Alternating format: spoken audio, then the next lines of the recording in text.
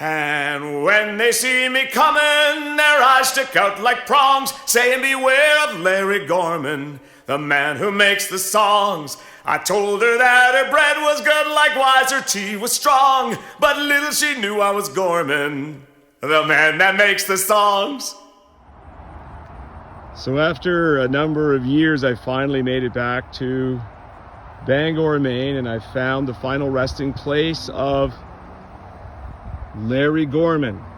Now, Larry Gorman, of course, was born in Prince Edward Island in 1846. He was Irish, and he came over to New Brunswick, and he wrote a number of famous New Brunswick songs, including Mary Mahoney. Scow on Cowden Shore is probably the most famous Larry Gorman song. Thomas Stream, which is on my album, Have You Ever Heard the Story? And Winter of '73, McCullum's Camp. And he wrote so many songs. And he moved down here to the Bangor area, and here he's buried with his wife's family, the Lynch family. This is his final resting spot here in Bangor, Maine.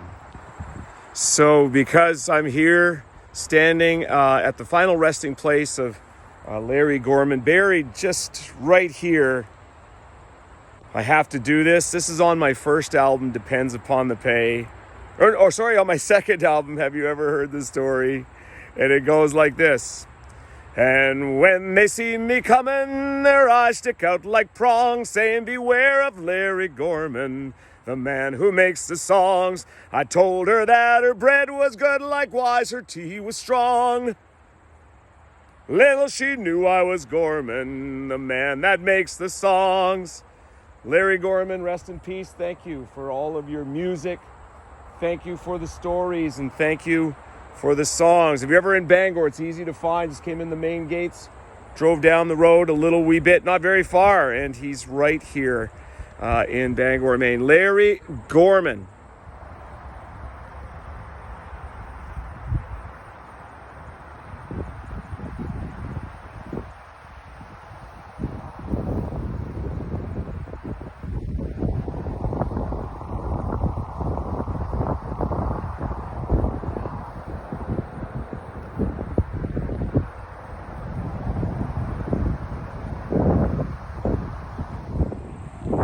Just want you to listen for a second. Try to shut out the sound of the traffic.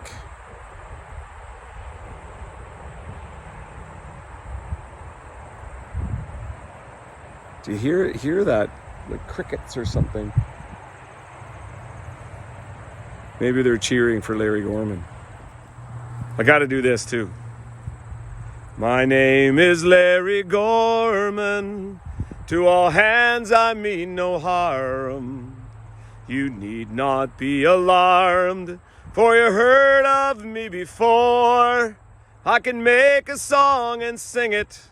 I can fix it neat and bring it. And the title that I'll give it is The Scow on Cowden Shore. I have many's a foe, and the same that I do know so. Amongst them all I go, and it grieves their hearts full sore.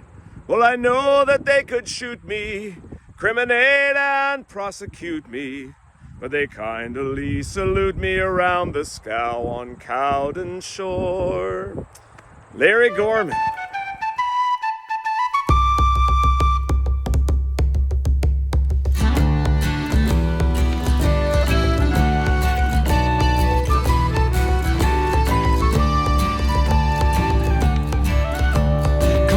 Jolly lumberman, and listen unto me.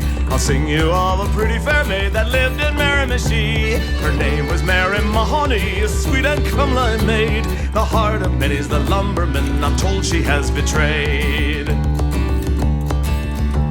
This brisk young mutineer for a cruise came down to Quarryville town. He fell in love with this fair maid as soon as he came down. To start a conversation, he thought it not amiss. He stepped up to this fair maid, saying, "How do you do, miss?" She said, "Young man, do go away, don't irritate me so, for I'd only fool my time away if I would talk with you." she has retired to rest, he lay upon the clothes. His heart did beat like lightning fleet, he could find no repose. His heart did beat like lightning fleet as he rolled from side to side, saying, the girl I wished I never saw, since she'll not be my bride. He arose by day next morning, downstairs he'd nimbly creep. His landlady accosted him, young man, how did you sleep? I did not sleep, dear madam, he said, for love torments me so, and I'm afraid your servant maid will prove my overthrow. His landlady, she laughed at him and looked at him for shame, saying, if you want to gain her heart, I'll put you on a scheme. She packed him up to Newcastle, and what did he buy there? $5 worth of jewelry to gain this lady fair. He packed up all his jewelry for Quarryville, it's dear. Gay gold rings like wise eardrops he purchased for his dear. And this fair maid was soon to know, and to her sad surprise, after wearing them one day or two, found they was galvanized. She quickly flew into a rage, saying, what a lie you told. It's when you bought those rings for me, you said they was pure gold. You need not come from Fredericton to tell me such a lie, or buy me rings for pure, pure gold when they was galvanized. Come all you jolly lumbermen and listen unto me. Before you go a-courting, be a judge of jewelry. Have it examined carefully, see that it lifts a hair, or else you'll never gain the heart of any lady fair.